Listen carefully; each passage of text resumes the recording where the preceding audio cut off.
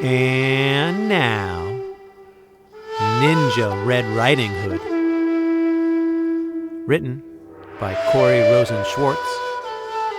Illustrated by Dan Santat. Once upon a ninja-filled time, a wolf couldn't catch any prey. He kept getting licked by the dinner he picked, and was growing more ticked by the day. His belly was achin' for bacon. "I'm wasting away," he complained. To huff and to puff was no longer enough, so he snuck into school to be trained. He practiced his katas for hours, and mastered the whirlwind and wheel. He jackknifed and flipped, and at least he felt equipped to once again catch a good meal. Drooling with anticipation, he set off in search of some meat. While deep in the wood, he met Riding Hood. "I'm bringing my grandma a treat." The wolf licked his chops when he saw her, and hastily thought up a plan. "There are blossoms that way. You can pick a bouquet to give to your little old gran." Then the wolf took a shortcut to Grandma's, where he thought that he'd find her in bed.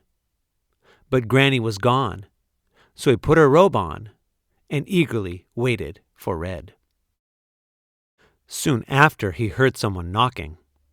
He called out, "My dear, come on in.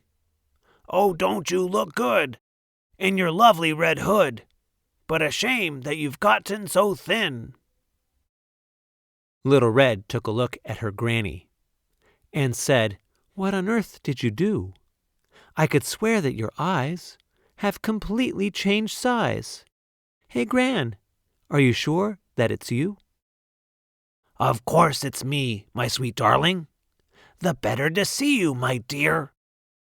"And your ears are so long.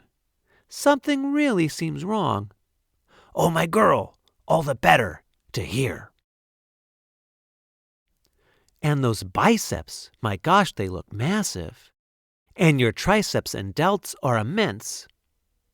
"The better for hugging," her grandma said, shrugging. "Dear Red, that's just plain common sense."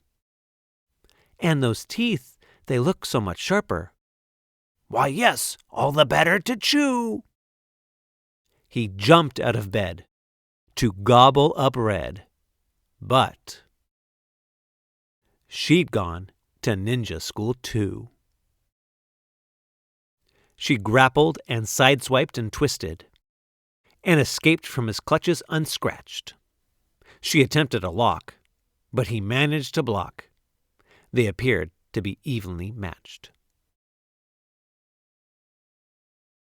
Just then they both heard someone chopping. A woodsman, Red thought, but instead, it was Gran in her G. She'd just come from Tai Chi.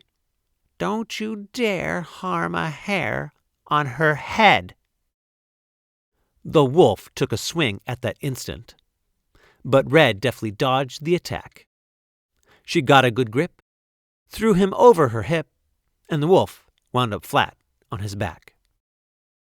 "All skedaddle," the wolf said in anguish, as he struggled back up on his feet. "Just a second, you beast. You will not be released till you promise to give up red meat." Though his tummy still rumbled with hunger, the wolf faced his rival and vowed, "Ninja Red, you have won.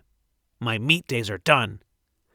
"Oh, Red-chun," said Gran, "I'm so proud." Then Red and the wolf bowed politely, and Gran gave him half her peach pie. The wolf was a mess. He had way too much stress. "I guess I'll give yoga a try." He enrolled at the Downward Dog Center, where his tensions began to decrease. He studied with yogis, said no to meat hoagies, and felt, at last, truly at peace.